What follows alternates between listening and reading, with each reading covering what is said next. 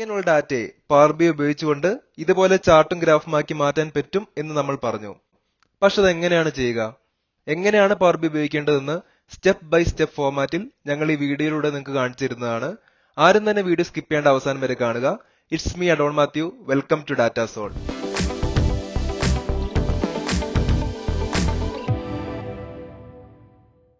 ഈ ഒരു വീഡിയോയിലൂടെ ഹൗ ടു യൂസ് PowerBI എന്ന ടോപ്പിക്കാണ് നമ്മൾ ഡിസ്കസ് ചെയ്യാൻ പോകുന്നത്. ഇതിനുവേണ്ടി നമുക്ക് സൂപ്പർ മാർക്കറ്റിന്റെ എക്സാമ്പിൾ എടുക്കാം. നമ്മളിവിടെ കാണുന്ന പോലെ രണ്ട് ഡാറ്റാസ് ആണ് നമുക്കുള്ളത്. ഫസ്റ്റ് വൺ എന്ന് പറയുന്ന കാറ്റഗറി ഡാറ്റയും സെക്കൻഡ് വൺ സെയിൽസ് ഡാറ്റയും. നമുക്ക് കാറ്റഗറി ഡാറ്റ ഒന്ന് ഓപ്പൺ ചെയ്ത് നോക്കാം. ഇവിടെ ഉള്ളത് രണ്ട് കോളംസ് ആണ്, ഒന്ന് പ്രൊഡക്റ്റും ഒന്ന് കാറ്റഗറിയും. ഒരു എക്സാമ്പിൾ ആയിട്ട് പറയുകയാണെന്നുണ്ടെങ്കിൽ സോപ്പ് എന്ന് പറയുന്ന പ്രൊഡക്റ്റ് ഗ്രോസറി എന്ന് പറയുന്ന കാറ്റഗറിയിലാണ് ലിസ്റ്റ് ചെയ്തിട്ടുള്ളത്. അതുപോലെ ബനാന എന്ന് പറയുന്ന പ്രൊഡക്റ്റ് ഫ്രൂട്ട്സ് എന്ന് പറയുന്ന കാറ്റഗറിയിലാണ് ലിസ്റ്റ് ചെയ്തിട്ടുള്ളത്. എന്ന് പറഞ്ഞാൽ ഓരോ പ്രൊഡക്റ്റും അത് ഏത് കാറ്റഗറിയിലാണ് ഉള്ളത് എന്നാണ് ഈ ഒരു ടേബിൾ കാണിച്ചു തരുന്നത്. ഇനി അടുത്തതെന്ന് പറയുന്നത് സെയിൽസ് ഡാറ്റയാണ്. ഇത് നമുക്ക് കുറെ പ്രൊഡക്ട്സ് കാണാം, പ്രൈസിന്റെ കോളം കാണാം, ക്വാണ്ടിറ്റി കാണാം, സെയിൽസ് എമൗണ്ട് കാണാം. ഒരു എക്സാമ്പിൾ ആയിട്ട് പറയുകയാണെന്നുണ്ടെങ്കിൽ സോപ്പ്. ഒരു സോപ്പിന്റെ പ്രൈസ് എന്ന് പറയുന്നത് 45 ആണ്. അത് അന്നൊരു ദിവസം എത്ര ക്വാണ്ടിറ്റി വിറ്റുപോയി എന്നുള്ളത് 10 ആണ്. സോ അവിടുത്തെ ടോട്ടൽ സെയിൽസ് എമൗണ്ട് എന്ന് പറയുന്നത് 10 times 45 which is 450 rupees ആണ്. അതുപോലെ തന്നെ ബാക്കി പ്രൊഡക്ട്സിന്റെ പ്രൈസും ക്വാണ്ടിറ്റിയും സെയിൽസ് എമൗണ്ട് ആണ് ഈ ടേബിൾ കാണിച്ചിരിക്കുന്നത്. ഇതോടുകൂടി ഡാറ്റയെ കുറിച്ച് നിങ്ങൾക്ക് ഒരു ഐഡിയ കിട്ടിയെന്ന് നിങ്ങൾ വിശ്വസിക്കുന്നു. ഇനി നമ്മുടെ അടുത്ത സ്റ്റെപ്പ് എന്ന് പറയുന്നത് PowerBI ഡൗൺലോഡ് ചെയ്യലാണ്. ഇത് നമുക്ക് ഈസി ആയിട്ട് മൈക്രോസോഫ്റ്റ് സ്റ്റോറിൽ നിന്നും PowerBI ഡെസ്ക്ടോപ്പ് എന്ന് സെർച്ച് ചെയ്ത് ഡൗൺലോഡ് ചെയ്യാവുന്നതാണ്. ഇനി അത് ചെയ്യാൻ പറ്റാത്തവർക്ക് ഞങ്ങൾ വീഡിയോ ഡിസ്ക്രിപ്ഷൻ ലിങ്ക് കൊടുക്കുന്നതാണ്. 4 സ്റ്റേജ് വഴിയാണ് നമ്മൾ PowerBI ഡെസ്ക്ടോപ്പ് യൂസ് ചെയ്യുക. ഫസ്റ്റ് സ്റ്റേജ് എന്ന് പറയുന്നത് പവർ ക്വറി. നമ്മൾ പവർ ക്വറി യൂസ് ചെയ്യുന്നത് ഡാറ്റ ലോഡ് ചെയ്യാനും അത് ട്രാൻസ്ഫോം ചെയ്യാനും വേണ്ടിയാണ്. എന്ന് പറഞ്ഞാൽ നമുക്ക് കിട്ടിയ ഡാറ്റ PowerBIയിലോട്ട് ലോഡ് ചെയ്തതിനു ശേഷം അതിൽ എന്തെങ്കിലും മിസ്റ്റേക്സ് ഉണ്ടെങ്കിൽ അത് ക്ലിയർ ചെയ്ത് നമുക്ക് വേണ്ട രീതിയിലുള്ള ഡാറ്റ കൺവേർട്ട് ആക്കാൻ വേണ്ടിയിട്ടാണ്. ഇപ്പൊ നിങ്ങൾ കണ്ടുകൊണ്ടിരിക്കുന്നതാണ് PowerBI ഡെസ്ക്ടോപ്പിന്റെ ഇന്റർഫേസ്. ഇനി നമുക്ക് നമ്മുടെ ഡാറ്റ PowerBIയിലോട്ട് ലോഡ് ചെയ്യാം. അതിനുവേണ്ടി ഗെറ്റ് ഡാറ്റ എന്ന് പറഞ്ഞ ബട്ടൺ ക്ലിക്ക് ചെയ്യുക, മോർ ക്ലിക്ക് ചെയ്യുക. ഇതുവഴി PowerBI ആയിട്ട് ലിങ്ക് ചെയ്തിരിക്കുന്ന എല്ലാ ഡാറ്റ സോഴ്സ് നമുക്ക് കാണാൻ പറ്റും. അറൌണ്ട് 150+ ഡാറ്റ സോഴ്സിൽ നിന്നും PowerBIക്ക് ഡാറ്റ ലോഡ് ചെയ്യാൻ പറ്റാവുന്നതാണ്. അപ്പൊ നമുക്കിവിടെ നമ്മുടെ ഫോൾഡർ എന്ന് പറഞ്ഞ ബട്ടൺ ക്ലിക്ക് ചെയ്യുക. അതിനുശേഷം നമുക്ക് കണക്ട് ചെയ്യാം. ഇനി നമ്മുടെ ഫോൾഡറിന്റെ ലിങ്ക് എടുത്ത് ഇവിടെ കൊടുക്കുകയാണെന്നുണ്ടെങ്കിൽ ആ ഫോൾഡർ PowerBI ലോഡായി വരും. ഇപ്പൊ നമുക്കിവിടെ കാണാം രണ്ട് ഡാറ്റയാണ് ഉള്ളത്. അതും എക്സൽ ഫോർമാറ്റിലാണ്, കാറ്റഗറി ഡാറ്റയും സെയിൽസ് ഡാറ്റയും. ഇനി നമ്മളിത് ട്രാൻസ്ഫോം ഡാറ്റ കൊടുക്കുക, കാരണം നമുക്കിത് ജസ്റ്റ് ഒന്ന് ക്ലീൻ ചെയ്യാനുണ്ട്. ഇപ്പൊ നിങ്ങൾക്ക് ഇവിടെ കാണാം രണ്ട് ഷീറ്റ് ആണുള്ളത്. അതുകൊണ്ട് നമുക്ക് രണ്ട് ക്വറീസ് വേണം, രണ്ട് ഡിഫറെന്റ് ടേബിൾ ആയിട്ട് റിക്കഗ്നൈസ് ചെയ്യാൻ വേണ്ടി. അതിനുവേണ്ടി നമ്മൾ ഇവിടെ ലെഫ്റ്റ് സൈഡിൽ പോയി ഡ്യൂപ്ലിക്കേറ്റ് എന്ന് കൊടുക്കുക. അതിനുശേഷം ആദ്യത്തെ ക്വറിനെ നമുക്ക് കാറ്റഗറി ഡാറ്റ എന്ന് ലേബൽ ചെയ്യാം.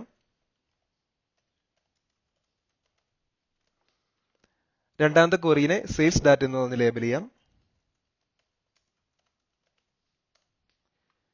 ഇനി കാറ്റഗറി ഡാറ്റയിൽ പോയി കാറ്റഗറി ഡാറ്റ ക്ലിക്ക് ചെയ്യുക. അതിനുശേഷം ടേബിൾ ക്ലിക്ക് ചെയ്യുക. ഇപ്പൊ കാറ്റഗറി ഡാറ്റയുള്ള എൻ്റെ ടേബിൾ നിങ്ങൾക്ക് ഇവിടെ കാണാൻ പറ്റും. ഇവിടെ നമുക്ക് മനസ്സിലാവും ഈ പ്രൊഡക്റ്റും കാറ്റഗറിയും ഈ സത്യം പറഞ്ഞ ടേബിളിന്റെ ഹെഡർ ആയിട്ട് വരേണ്ടതാണ്. അതിനുവേണ്ടി നമ്മൾ ട്രാൻസ്ഫോമിൽ പോവുക, യൂസ് ഫസ്റ്റ് റോസ് ഹെഡേഴ്സ് എന്ന് കൊടുക്കുക. ഇപ്പൊ നമുക്ക് കാണാം പ്രൊഡക്റ്റും കാറ്റഗറിയും ഈ ടേബിളിന്റെ ഹെഡറായി മാറിയിരിക്കുകയാണ്. ഇനി നമ്മൾ സെയിൽസ് ഡാറ്റയിൽ പോവുക. ഇവിടെയും സെയിൽസ് ഡാറ്റേന്റെ കണ്ടന്റ് ബൈനറി ക്ലിക്ക് ചെയ്യുക. അതിന്റെ ടേബിളിലോട്ട് ക്ലിക്ക് ചെയ്യുക. ഇപ്പം സെയിൽസ് ഡാറ്റയുടെ ടേബിളിലോട്ട് നമ്മൾ പോയിരിക്കുകയാണ്. ഇനി ഇവിടെ നമുക്ക് പറയുന്ന പോലെ ഫസ്റ്റ് റോ ഹെഡർ ആയിട്ട് മാറ്റാനുണ്ട്. അതിനുവേണ്ടി യൂസ് ഫസ്റ്റ് റോസ് ഹെഡേഴ്സ് എന്ന് പറഞ്ഞ ഈ ബട്ടൺ ക്ലിക്ക് ചെയ്യുക. ഇനി നമുക്കിവിടെ ഈ പ്രൊഡക്ട്സിന്റെ കോളത്ത് നോക്കിയാൽ മനസ്സിലാവും സോപ്പിന്റെ ബ്രാക്കറ്റിൽ ബാത്ത് സോപ്പ് എന്ന് കൊടുത്തിട്ടുണ്ട്, ബനാനിന്റെ ബ്രാക്കറ്റിൽ ഫ്രൂട്ട് എന്ന് കൊടുത്തിട്ടുണ്ട്.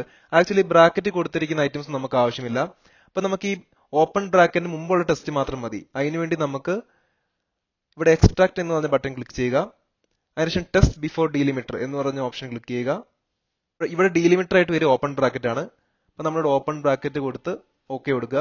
എന്ന് പറഞ്ഞാൽ ഓപ്പൺ ബ്രാക്കറ്റിന് മുമ്പുള്ള ടെക്സ്റ്റ് മാത്രമേ ഇവിടെ ഡിസ്പ്ലേ ആവുള്ളൂ. ഇപ്പൊ നമ്മുടെ ഡാറ്റ ക്ലീൻ ആയിട്ട് നമുക്ക് കിട്ടിയിട്ടുണ്ട്. ഇനി നമ്മൾ ഹോമിൽ പോയിട്ട് ക്ലോസ് ആൻഡ് അപ്ലൈ എന്ന് പറഞ്ഞ ബട്ടൺ ക്ലിക്ക് ചെയ്യുക. ഇപ്പോൾ നമ്മൾ നമ്മുടെ ഡാറ്റ ക്ലീൻ ചെയ്ത് നമുക്ക് ആവശ്യമായ രീതിയിലോട്ട് മാറ്റിയിരിക്കുകയാണ്. ഇനിയുള്ള സെക്കൻഡ് സ്റ്റേജ് എന്ന് പറയുന്നത് പവർ പിവോട്ട് ആണ്. പവർ പിവോട്ട് യൂസ് ചെയ്യുന്ന ഡാറ്റ മോഡലിംഗിന് വേണ്ടിയാണ്. എന്ന് പറഞ്ഞാൽ നമുക്കിപ്പോൾ ഡിഫറെന്റ് ടേബിൾസ് തമ്മിൽ ഉള്ള റിലേഷൻഷിപ്പ് എസ്റ്റാബ്ലിഷ് ചെയ്യാൻ വേണ്ടിയിട്ടാണ്. നമുക്ക് നമ്മുടെ എക്സാമ്പിളിലോട്ട് പോവാം. അപ്പൊ ഇവിടെ ഈ മോഡൽ വ്യൂ എന്ന് പറഞ്ഞ ബട്ടൺ ക്ലിക്ക് ചെയ്യുക. ഇവിടെ നിങ്ങൾക്ക് രണ്ട് ടേബിൾ കാണാൻ പറ്റും, ഒന്ന് കാറ്റഗറി ഡാറ്റയും ഒന്ന് സെയിൽസ് ഡാറ്റയാണ്. ഈ കാറ്റഗറി ഡാറ്റയിലെ പ്രൊഡക്റ്റും സെയിൽസ് ഡാറ്റയിലെ പ്രൊഡക്ട്സും സെയിം ആണ്. അതുകൊണ്ട് തന്നെ നമുക്ക് അത് തമ്മിൽ ഒരു റിലേഷൻഷിപ്പ് എസ്റ്റാബ്ലിഷ് ചെയ്യാം. അതിനുവേണ്ടി നമ്മൾ ഇവിടെ ക്ലിക്ക് ചെയ്ത് മാനേജ് റിലേഷൻഷിപ്പിൽ ക്ലിക്ക് ചെയ്യുക. ഇനി നമ്മൾ ന്യൂ റിലേഷൻഷിപ്പ് ആണ് ഉണ്ടാക്കാൻ പോകുന്നത്. അതിനുവേണ്ടി ന്യൂ ക്ലിക്ക് ചെയ്യുക. ഇനി അത് കാറ്റഗറി ഡാറ്റയിലെ പ്രൊഡക്റ്റും സെയിൽസ് ഡാറ്റയിലെ പ്രൊഡക്ട്സും ഇത് തമ്മിലാണ് റിലേഷൻഷിപ്പ് ഉണ്ടാക്കാൻ പോകുന്നത്. ഇനി നമ്മളവിടെ ഓക്കെ ക്ലിക്ക് ചെയ്യുക. അതിനുശേഷം ക്ലോസ് ചെയ്യുക. ഇപ്പൊ നമുക്ക് കാണാൻ പറ്റും ഇത് തമ്മിലുള്ള റിലേഷൻഷിപ്പ് എസ്റ്റാബ്ലിഷ് ആയിട്ടുണ്ട്. നമ്മൾ ഈ ലൈനിൽ ഒന്ന് ഹോവർ ചെയ്യുകയാണെന്നുണ്ടെങ്കിൽ നമുക്ക് ഏതൊക്കെ തമ്മിലാണ് ആ റിലേഷൻഷിപ്പ് വന്നത് എന്ന് കാണാൻ പറ്റും. സോ ഇവിടെ കാറ്റഗറി ഡാറ്റയിലെ പ്രൊഡക്റ്റും സെയിൽസ് ഡാറ്റയിലെ പ്രൊഡക്ട്സും തമ്മിലാണ് റിലേഷൻഷിപ്പ് ഉണ്ടായിരിക്കുന്നത്. ഇനിയുള്ള തേർഡ് സ്റ്റേജ് എന്ന് പറയുന്നത് പവർ വ്യൂ ആണ്. ഇതാണ് നമ്മൾ ഡാറ്റ വിഷ്വലൈസേഷന് വേണ്ടിയിട്ട് യൂസ് ചെയ്യുന്നത്. നമുക്ക് വീണ്ടും നമ്മുടെ എക്സാമ്പിളിലോട്ട് പോവാം. ഇനി നമ്മൾ ലെഫ്റ്റ് സൈഡ് കാണുന്ന റിപ്പോർട്ട് വ്യൂവിൽ ക്ലിക്ക് ചെയ്യുക. ഇവിടെയാണ് നമ്മൾ നമ്മുടെ റിപ്പോർട്ട് അല്ലെങ്കിൽ ഡാഷ്ബോർഡ് ക്രിയേറ്റ് ചെയ്യാൻ പോകുന്നത്. ആദ്യം തന്നെ നമുക്കൊരു ടെക്സ്റ്റ് ബോക്സ് ഇൻസേർട്ട് ചെയ്യാം. ഈ ടെക്സ്റ്റ് ബോക്സിൽ നമുക്ക് സെയിൽസ് ഡാറ്റ എന്ന് കൊടുക്കാം. ഇനി ഇതിന്റെ സൈസും ഇതൊക്കെ നമുക്ക് ജസ്റ്റ് നമ്മുടെ ഇഷ്ടത്തിനനുസരിച്ച് മോഡിഫൈ ചെയ്യാം.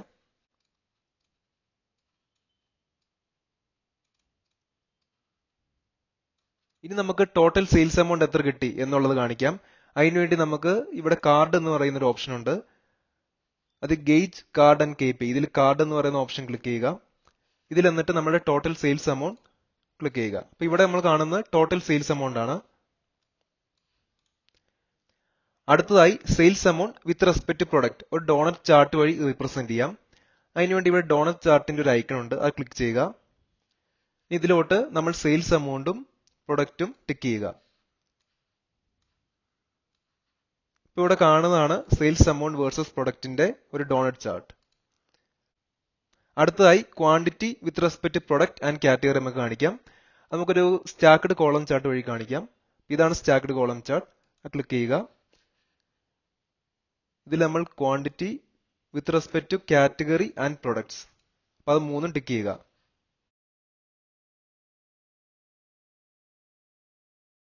ഇനി നമുക്ക് ഇത് മൂന്നും ജസ്റ്റ് ഒന്ന് റീഅറേഞ്ച് ചെയ്യാം.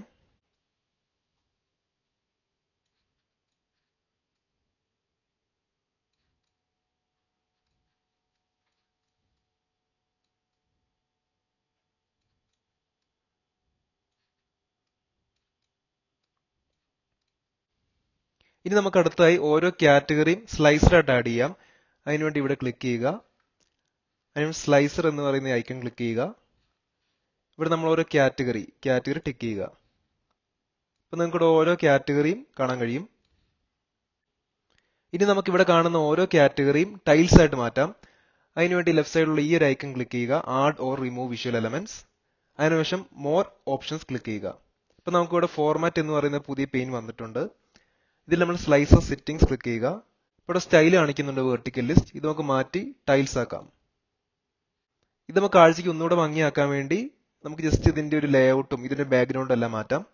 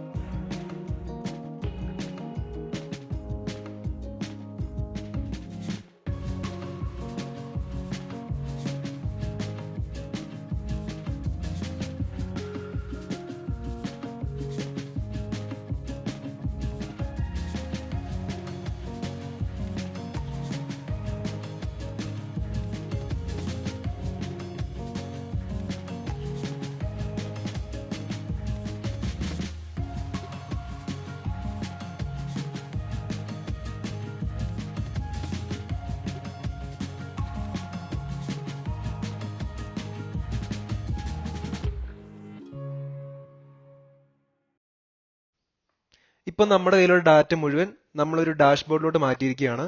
ഇപ്പൊ ഫസ്റ്റ് എന്ന് പറയുന്നത് സം ഓഫ് സെയിൽസ് എമൗണ്ട് എന്നാൽ ടോട്ടൽ സെയിൽസ് എമൗണ്ട് 53,000 ആണ്. ഇനി sum of sales amount by product, ഓരോ പ്രൊഡക്റ്റിനും എത്ര സെയിൽസ് എമൗണ്ട് കിട്ടിയിട്ടുണ്ട് എന്ന് കാണിക്കുന്ന ഈ ഡോണറ്റ് ചാർട്ട് എന്ന് പറയുകയാണെങ്കിൽ ഇവിടെ ജസ്റ്റ് ഒന്ന് ഹോവർ ചെയ്യുകയാണെന്നുണ്ടെങ്കിൽ പ്രൊഡക്റ്റ് ആപ്പിൾ ആണ്, അതിന് ടോട്ടൽ സെയിൽസ് എമൗണ്ട് 9,000 ആണ്. എന്ന് പറഞ്ഞാൽ ആപ്പിൾ എന്ന് പറഞ്ഞ പ്രൊഡക്റ്റിൽ നിന്നും 9,000 റുപ്പീസ് ആണ് കിട്ടിയിരിക്കുന്നത്. ഇതെന്ന് പറയുന്നത് 17.11% ആണ് of the total sales amount. ഇതുപോലെ തന്നെ അടുത്തുള്ളൊരു ചാർട്ട് എന്ന് പറയുന്നത് സ്റ്റാക്ക്ഡ് കോളം ചാർട്ടാണ്. ഇതിൽ നമ്മൾ കാണുന്ന sum of quantity by category and product എന്ന് പറഞ്ഞാൽ ഇതൊരു ഗ്രോസറി എന്ന് പറഞ്ഞ കാറ്റഗറിയിൽ ഇഷ്ടംപോലെ പ്രൊഡക്ട്സ് ഉണ്ട്. അപ്പൊ ഇതിൽ ഈ യെല്ലോ ആയിട്ട് റീപ്രസെന്റ് ചെയ്യുന്ന ചില്ലി പൗഡർ എന്ന പ്രൊഡക്റ്റ് ആണ്. അത് 76 ക്വാണ്ടിറ്റി ആണ് സെല്ലായിരിക്കുന്നത്. എന്നാൽ ഈ റെഡ് ആയിട്ട് കാണിക്കുന്നത് കോക്കനട്ട് ഓയിൽ ആണ്. ആ 59 പ്രൊഡക്റ്റ് ആണ് സെല്ലായിരിക്കുന്നത്. ഇതുപോലെ ഇലക്ട്രോണിക്സ് നോക്കുകയാണെന്നുണ്ടെങ്കിലും കേബിൾ എന്ന് പറഞ്ഞ പ്രൊഡക്റ്റ് സെല്ലായിരിക്കുന്നത് 78 ക്വാണ്ടിറ്റി ആണ്. ഇപ്പൊ ഗ്രീൻ കളർ കാണിക്കുന്ന LED ലൈറ്റ്സ് സെല്ലായിരിക്കുന്നത് 48 ക്വാണ്ടിറ്റി ആണ്. ഇവിടെ കാണിച്ചിരിക്കുന്ന കാറ്റഗറി ലിസ്റ്റ് ആണ്. നമ്മൾ ഇതിൽ ഓരോ ടൈൽസ് ക്ലിക്ക് ചെയ്യുന്നതനുസരിച്ച് ഈ എന്റെ ഡാഷ്ബോർഡ് അതിനനുസരിച്ച് മാറുന്നതാണ്. ഒരു എക്സാമ്പിൾ ഇട്ട് പറയാൻ നമുക്ക് ഇവിടെ ഇലക്ട്രോണിക്സ് ക്ലിക്ക് ചെയ്ത് നോക്കാം. നമ്മൾ ഇലക്ട്രോണിക്സ് ക്ലിക്ക് ചെയ്തപ്പം ഈ എന്റെ ഡാഷ്ബോർഡ് ഫുൾ ഇലക്ട്രോണിക്സ് ആയിട്ട് മാറിയിരിക്കുകയാണ്. എന്ന് പറഞ്ഞാൽ ഇലക്ട്രോണിക്സ് കിട്ടിയ ടോട്ടൽ സെയിൽസ് എമൗണ്ട് എന്ന് പറയുന്നത് 14,000 ആണ്. ഇനി സെയിൽസ് എമൗണ്ട് ബൈ പ്രൊഡക്റ്റ്, ഓരോ പ്രൊഡക്റ്റിന് എത്ര കിട്ടിയെന്നുള്ളത്. അപ്പൊ ഇലക്ട്രോണിക്സിന്റെ പ്രൊഡക്റ്റ് ആണ് ഫാനും LED ലൈറ്റും കേബിളും. ഈ ഫാനിൽ നിന്ന് കിട്ടിയിരിക്കുന്ന 6,000 റുപ്പീസ്, LED ലൈറ്റിൽ നിന്ന് കിട്ടിയിരിക്കുന്ന 5,000 റുപ്പീസ്, കേബിളിൽ നിന്ന് കിട്ടിയിരിക്കുന്ന 3,000 റുപ്പീസ്, അങ്ങനെ എല്ലാം കൂടെ 14,000 റുപ്പീസ് ആയി. ഇനി അതിന്റെ കാറ്റഗറി വേഴ്സസ് പ്രൊഡക്റ്റ് എന്ന് പറഞ്ഞാൽ കാറ്റഗറി ഇലക്ട്രോണിക് ആണ്. അതിന്റെ ഓരോ പ്രൊഡക്റ്റ് എന്ന് പറയുന്നത് കേബിൾ എന്ന് പറയുന്ന പ്രൊഡക്റ്റ് 78 ക്വാണ്ടിറ്റി സെല്ലായിട്ടുണ്ട്. സെക്കൻഡ് എന്ന് പറഞ്ഞാൽ ഫാൻ 4 ക്വാണ്ടിറ്റി ആണ് സെല്ലായിട്ടുള്ളത്. അടുത്ത LED ലൈറ്റ് എന്ന് പറഞ്ഞാൽ 48 ക്വാണ്ടിറ്റി ആണ് സെല്ലായിട്ടുള്ളത്. ഇവിടെ നമ്മൾ ഓരോ ടൈൽസും ക്ലിക്ക് ചെയ്യുന്നതനുസരിച്ച് എന്റെ ഡാഷ്ബോർഡ് അതിനനുസരിച്ച് മാറിക്കൊണ്ടിരിക്കും. ഇതുപോലെ തന്നെ ഇവിടെയുള്ള ഏതൊരു കളറിൽ നമ്മൾ ക്ലിക്ക് ചെയ്താലും ആ എന്റെ ഡാഷ്ബോർഡ് അതിനനുസരിച്ച് മാറുന്നതാണ്. ഫോർ എക്സാമ്പിൾ നമ്മൾ ഈ ബ്ലൂ കളർ ക്ലിക്ക് ചെയ്യാന്ന് വിചാരിക്കുക, അത് ആപ്പിൾ ആണ് റെപ്രസെന്റ് ചെയ്യുന്നത്. അപ്പൊ എന്റെ ഡാഷ്ബോർഡ് ആപ്പിളിനനുസരിച്ച് മാറിയിട്ടുണ്ട്. എന്ന് പറഞ്ഞാൽ ആപ്പിളിന്റെ ടോട്ടൽ സെയിൽസ് എമൗണ്ട് 9,000 ആണ്. ആപ്പിളിന്റെ ക്വാണ്ടിറ്റി 75 ആണ്. അതിനനുസരിച്ച് മാറിയിട്ടുണ്ടെല്ലാം. അതിന്റെ കാറ്റഗറി വന്ന് ഫ്രൂട്ട്സ് ആണ്. അതുപോലെ തന്നെ നമുക്കൊരു ബിസിനസ് പെർസ്പെക്റ്റീവിൽ നിന്ന് ചിന്തിക്കുകയാണെന്നുണ്ടെങ്കിൽ ആ സൂപ്പർ മാർക്കറ്റിലെ ടോട്ടൽ സെയിൽസ് എമൗണ്ട് എന്ന് പറയുന്നത് 53,000 ആണെന്നും അവിടെ ഏറ്റവും കൂടുതൽ സെയിൽസ് എമൗണ്ട് തരുന്ന ടോപ്പ് 3 പ്രൊഡക്ട്സ് എന്ന് പറയുന്നത് ഈ ബ്ലൂ കളർ കാണിക്കുന്ന ആപ്പിളും ഗ്രേ കളർ കാണിക്കുന്ന കോക്കനട്ട് ഓയിലും ഓറഞ്ച് കളർ കാണിക്കുന്ന ഫാനുമാണ്. എന്നാൽ ക്വാണ്ടിറ്റി വൈസ് നോക്കുകയാണെന്നുണ്ടെങ്കിൽ ഏറ്റവും കൂടുതൽ ക്വാണ്ടിറ്റി സെല്ലായി പോകുന്ന പ്രൊഡക്റ്റ് എന്ന് പറയുന്നത് പ്ലാസ്റ്റിക് കവറാണ്, ഈ റോസ് കളർ കാണിക്കുന്നത്. പിന്നെ ഏറ്റവും കൂടുതൽ സെല്ലായി പോകുന്ന ഈ യെല്ലോ കളർ കാണിക്കുന്ന നോട്ട്ബുക്കാണ്. അതിനുശേഷം ഏറ്റവും കൂടുതൽ സെല്ലായി പോകുന്നത് ഈ ഓറഞ്ച് കളർ കാണിക്കുന്ന കേബിളാണ്. അതുകൊണ്ട് തന്നെ ഈ റിപ്പോർട്ട് കാണുന്ന സൂപ്പർ മാർക്കറ്റ് ഓണെന്ന് പെട്ടെന്ന് മനസ്സിലാക്കാൻ പറ്റും ഏതൊക്കെ പ്രൊഡക്റ്റിനാണ് അദ്ദേഹത്തിന് ഏറ്റവും കൂടുതൽ റവന്യൂ കിട്ടുന്നത്, ഏതൊക്കെ പ്രൊഡക്റ്റാണ് ഏറ്റവും കൂടുതൽ ചെലവായി പോകുന്നത് തുടങ്ങിയ എല്ലാ കാര്യങ്ങളും. ഇനിയുള്ള ഫോർത്ത് സ്റ്റെപ്പ് എന്ന് പറയുന്നത് PowerBI സർവീസ് ആണ്. PowerBI സർവീസ് യൂസ് ചെയ്തിട്ടാണ് നമ്മളിപ്പോൾ ക്രിയേറ്റ് ചെയ്ത ഡാഷ്ബോർഡും റിപ്പോർട്ടും എല്ലാം ക്ലയൻസിന് ഷെയർ ചെയ്യാൻ പറ്റുക. പക്ഷേ PowerBI സർവീസ് യൂസ് ചെയ്യണമെന്നുണ്ടെങ്കിൽ നമ്മുടെ കയ്യിൽ എയ്തർ ഒരു വർക്ക് ഇമെയിൽ ID വേണം, ഇല്ലാന്നുണ്ടെങ്കിൽ ഒരു സ്റ്റുഡന്റ് ഇമെയിൽ ID വേണം. നമ്മുടെ പ്രൈവറ്റ് ഇമെയിൽ ID വെച്ച് നമുക്ക് PowerBI സർവീസ് യൂസ് ചെയ്യാൻ പറ്റത്തില്ല. PowerBI സർവീസ് യൂസ് ചെയ്യാനായി നമ്മൾ ഫയൽ എന്ന് പറഞ്ഞ ഓപ്ഷൻ ക്ലിക്ക് ചെയ്യുക. അതിനുശേഷം പബ്ലിഷ് എന്ന് പറയുന്ന ഈ ഒരു ഓപ്ഷൻ ക്ലിക്ക് ചെയ്യുക. ഇവിടെ പബ്ലിഷ് ടു PowerBI എന്ന ഓപ്ഷൻ നമുക്ക് കാണാം. ഇത് ക്ലിക്ക് ചെയ്യുകയാണെന്നുണ്ടെങ്കിൽ നമ്മളിപ്പോൾ ഉണ്ടാക്കിയ ഡാഷ്ബോർഡും റിപ്പോർട്ടും എല്ലാം PowerBIയുടെ ഓൺലൈൻ സെർവറിലോട്ട് സേവ് ആവും. അതിനുശേഷം അവിടുന്ന് നമുക്കിത് നേരെ ക്ലയൻസിന് ഷെയർ ചെയ്യാൻ പറ്റാവുന്നതാണ്. ഈ ഒരു വീഡിയോയിലൂടെ PowerBI എങ്ങനെയാണ് യൂസ് ചെയ്യേണ്ടതെന്ന് നിങ്ങൾക്ക് മനസ്സിലായി എന്ന് വിശ്വസിക്കുന്നു. ഇത്ര തന്നെയുള്ള ഈ ഒരു വീഡിയോ. Thanks for watching.